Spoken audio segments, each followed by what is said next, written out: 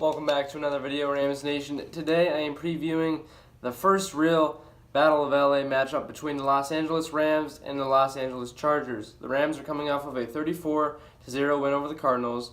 I predicted the shutout. I don't mean to brag or anything, but I predicted a shutout. And the Chargers are coming off of a 31-20 win over the Buffalo Bills. Not impressive. I want to point that out. But the Rams will be without Mark Barron and Greg Zuerlein.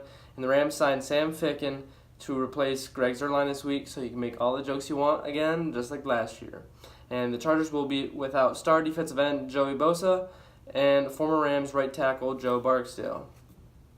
The Rams will get the first real test of the season with the Chargers. The Chargers are 1-1, but they're facing a future Hall of Fame quarterback in Phillip Rivers. He is fourth in the league in passing yards, and he's tied third in the league in touchdowns. Keenan Allen will be the best wide receiver that the Rams have faced since the start of the season. Yes, he's better than Larry Fitzgerald at this point of his career. In his point of his career, Amari Cooper didn't do anything, and Amari Cooper didn't have a really good year last year. Also, the Chargers have Melvin Gordon. If you remember, he was the running back selected after Todd Gurley in the same draft. He has 232 total yards and 3 touchdowns, but most of those yards have come through the passing game. And the keys for the Rams, I think, would be to stop Gordon in the run game, force him to pass more. I think that should be the Rams' defensive strategy every game.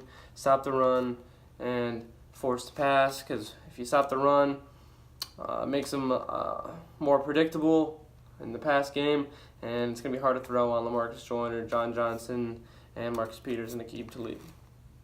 I think Jared Goff needs to keep spreading the sugar to the wide receivers. Brandon Cooks has over 200 yards. Robert Woods has over 100 yards. Cooper Kupp has over 100 yards.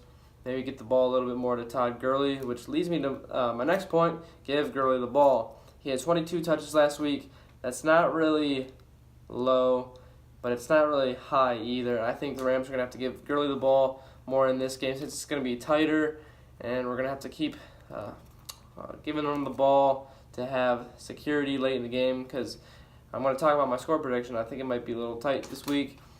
And I want to see more sacks from this defensive line. We only have 2 all season long. And we heard all off season long. Michael Brockers and Ndamukong Suh and Aaron Donald. This is going to be the best defensive line in NFL history, recent NFL history, whatever. The new fearsome foursome. But the Rams lack an edge pass rusher. Samson Ebukam has been playing very well, though. Matt Longacre, he needs to get it back there, too. But I want to see more sacks. 1 per game is not going to cut it. The Rams should be on pace for 50 plus this season. They're on pace for 16. Not good.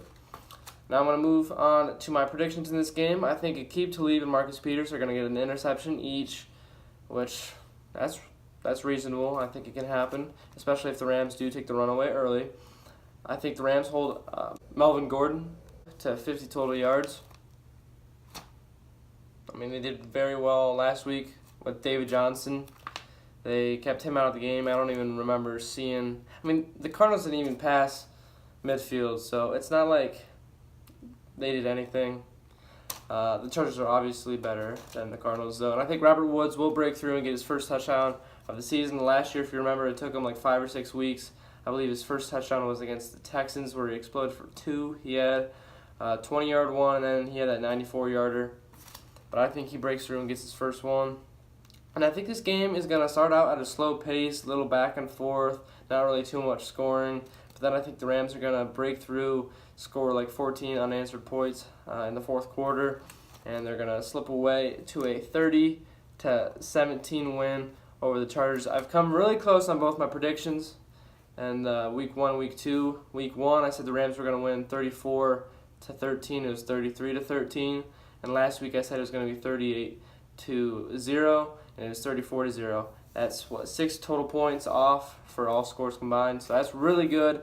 So that means the Rams are probably going to win like 30-16, 31, 16, 30-20, something like that. It's going to be close. You can bet on that. Go Rams. That's it for this video. Horns up.